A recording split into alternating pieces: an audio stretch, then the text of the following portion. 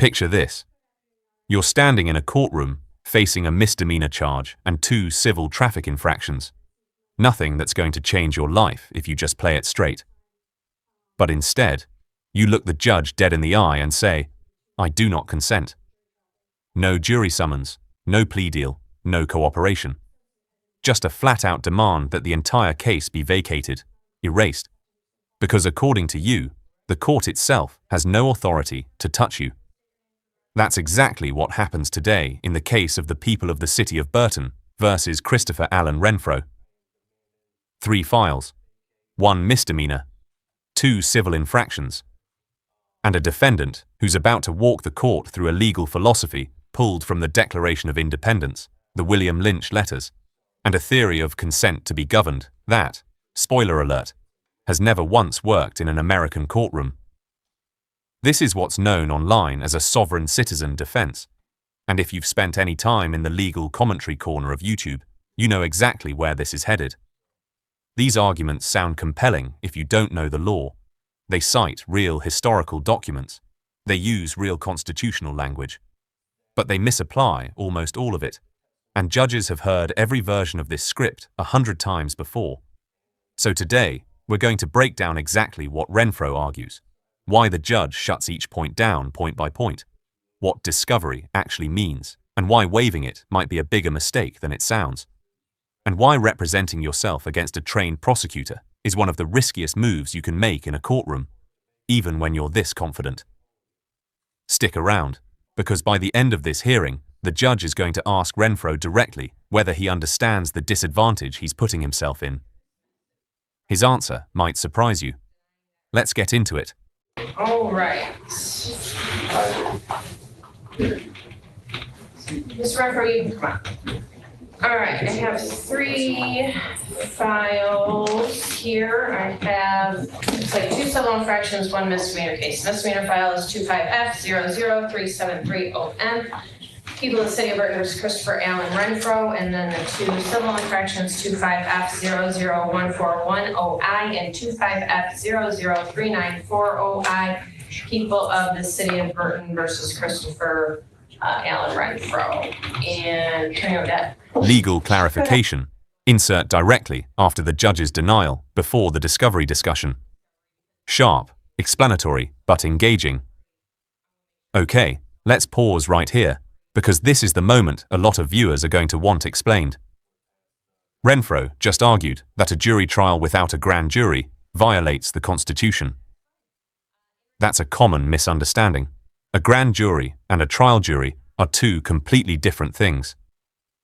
A grand jury decides whether there's enough evidence to bring charges in serious felony cases.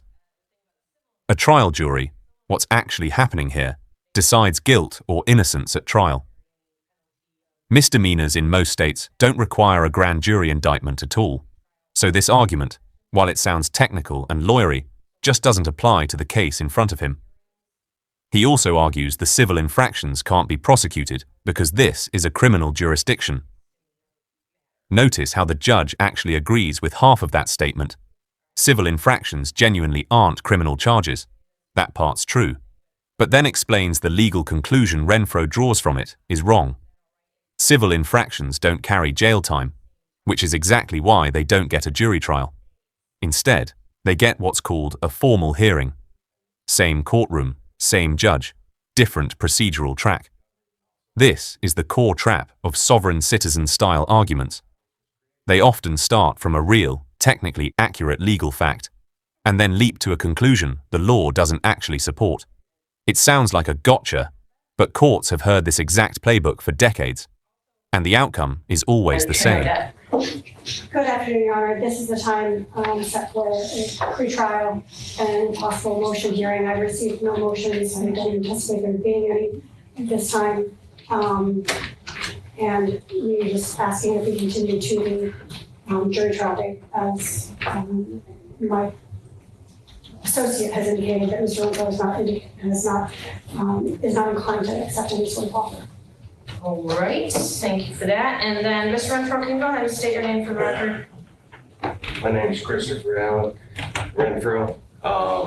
Today I am demanding vacate of these matters for I still do not consent. The jury trial is not a grand jury, so it would be a violation of the provisions of the Constitution of the United States of America. Also,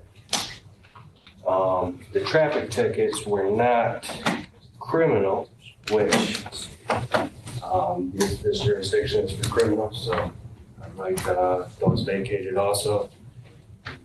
No, there was no proof nor burden that the testimony of the cop was proved to be true, and also no evidence. I still have not gotten discovery, which means it doesn't sound like the plaintiff is ready to move forward either. So that's my statement. I demand the court to vacate these matters and restore a new hold again. All right, thank you. So most of what you stated is incorrect, and I'm denying your request to vacate or dismiss. The proper term would be dismiss, but denying that request. One thing that you did mention, though, that I do want to talk about is the discovery issue. And so is there any discovery that Mr. Renfro needs that he does not have? There's a police report in the criminal matter and then the tickets that he received. Has that been provided? I have no way to provide that to Mr. Renfro. He offered it to them previously and we do not have to take that. How would you like that to be given to you, sir? Well, the 24th was the cutoff, so we're past the cutoff, and that means that there's no discovery on either side.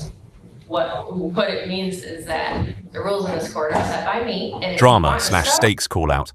Insert after the Declaration of Independence isn't law exchange. Reactive highlights the tension. That exchange right there might be the single most important moment in this entire hearing, and here's why. Renfro just declined discovery. The evidence and police reports the prosecution would normally have to hand over before trial. Because he's so committed to the vacate everything argument that he's willing to walk into his own jury trial blind. The judge even offers, unprompted, to make sure discovery happens. And Renfro says no. Think about that for a second. In almost every legal drama you've ever watched, discovery is the moment attorneys dig up the evidence that wins or breaks the case. And here, a defendant representing himself just turned it down on principle. Is that strategic confidence? Or is it about to become the biggest self-inflicted wound of this whole case? That's the question I want you sitting with as we head towards September. And notice the judge's tone shift when Renfro invokes the Declaration of Independence and the William Lynch letters as legal authority. The judge doesn't get angry.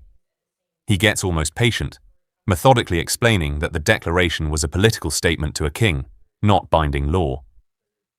It's a small moment, but it tells you a lot about how this judge plans to run the rest of the case. Firm, but not looking for a fight. So, who do you think has the stronger read on this room right now? Drop your take in the comments before we get to the final By ruling. me, and if you want discovery, don't remember, we don't interrupt each other. If you want discovery, because you just stated you wanted discovery, so if you want discovery, I'm gonna make sure it happens. So if you want discovery, how do you want to give it to you? I don't. We're past the cutoff line, and I want to vacate. He doesn't want it. All right, well, if you don't want discovery, that's fine. In regards to your also, I want to mention, not right, but somewhat maybe along the path towards that somewhere, when you stated the thing about the civil infractions. So you're right, civil infractions are not criminal matters. They are civil infractions for a reason because they don't carry any penalty of going to jail or anything like that. And so you are entitled to a jury trial on the civil infractions. You are entitled to a formal hearing. So my plan would be to have the formal hearings either before or after, depending on how it works out, the jury trial on the misdemeanor matter. Attorney Odette, do you have any objection to that? I have none, Your Honor, thank you. All right, and Mr. Renfro, I know you don't want to be here, you don't want to do any of this, you don't consent to anything, but nobody here on a criminal case really consents to it. So is that all right if we do those things at the same time, or would you prefer to come back on different days? Consent comes from the Declaration of Independence. Their second paragraph down talks about the consent to be governed, and also William Lynch letters talks about when slavery ended, commerce was created. What differentiated the two was consent. So maybe we need to go back to our books. That is a very interesting concept. It's, again, incorrect. Also, Declaration of Independence isn't law. Declaration of Independence was a declaration that we made to the King of England about what we wanted to see happen in this country. So that's not law. I wouldn't quote that anymore. I would Three quote reasons why other I went to things. war with England. One more was time. Sam in America. Don't interrupt each other. We're gonna keep doing this, and I'm gonna keep reminding you of that, because if you try to do it while we're having a jury trial, I'm gonna shut it down way faster, because we're not gonna do it in front of a jury. All right? So Self-representation.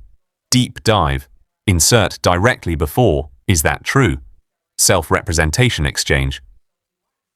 Engaging, educational, builds tension for the final moment.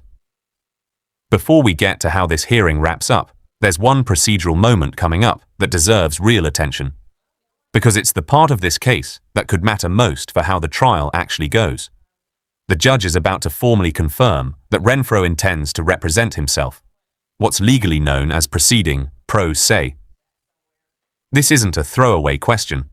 Courts are required to make sure a defendant understands the risks of skipping a public defender or a private attorney before letting them go it alone, especially heading into an actual jury trial. It's called a Faretta warning in a lot of jurisdictions, named after the Supreme Court case that established the right to self-representation, but also the court's duty to make sure that choice is made with eyes open. Watch closely how the judge phrases this. He's not trying to talk Renfro out of it. He's laying out, plainly, that the prosecutor has a law degree, years of courtroom experience, and formal training, and that going up against that without legal help puts a self-represented defendant at a real disadvantage. It's one of the most consequential moments in the entire hearing, because everything Renfro has argued today, the discovery he waived, the constitutional theories the judge just corrected point by point, he's about to do all of that again, alone, in front of an actual jury. Let's see how he answers. Oh, again, remember, we don't interrupt each other. So let's go back to the question, which was, would you like to do the jury trial and the formals on the civil infractions on the same day, or would you like to do them on different days? That's the only answer I need right now. Proceed how you feel, because you already have, so. Okay, I agree with that. So we will set them for the same day. I think that will be more convenient for everyone involved. Thank you, Anna. We do try to be convenient for people around here. Okay, and so let's set this then for. I believe it's already set. I believe there's already notice for the, but I don't believe it was on 8/7 yet. But it was not set for today. Okay. If we set this for August 7th, Mr. Renfro, is that an acceptable? I know no date is acceptable to you. but Professional, are you- reflective, then energetic for the CTA. So here's where things stand. Christopher Allen Renfro walked into this pre-trial hearing demanding that his misdemeanor charge and 2 civil infractions be vacated entirely, citing arguments about grand juries, the Declaration of Independence, and a personal theory of consent to be governed. The judge denied every one of those arguments, clearly, calmly, and one at a time, while still making sure Renfro's actual legal rights were protected, including offering him discovery he ultimately chose to decline. What's left standing? A jury trial on the misdemeanor charge and formal hearings on the 2 civil infractions, all consolidated for August 7th at 8:30 a.m. And Renfro, after being clearly warned about the risks, is moving forward representing himself. This case is a genuinely useful window into how courts actually handle sovereign citizen-style arguments, not with anger, but with patient, methodical correction, followed by a clear-eyed warning about what self-representation actually means against a trained prosecutor. Whether Renfro's confidence pays off on August 7th is something we'll be watching closely. If you found this breakdown as fascinating as we did, make sure to hit that like button, drop your predictions for the jury trial in the comments, and subscribe so you don't miss our coverage of what happens next. See you in the next one.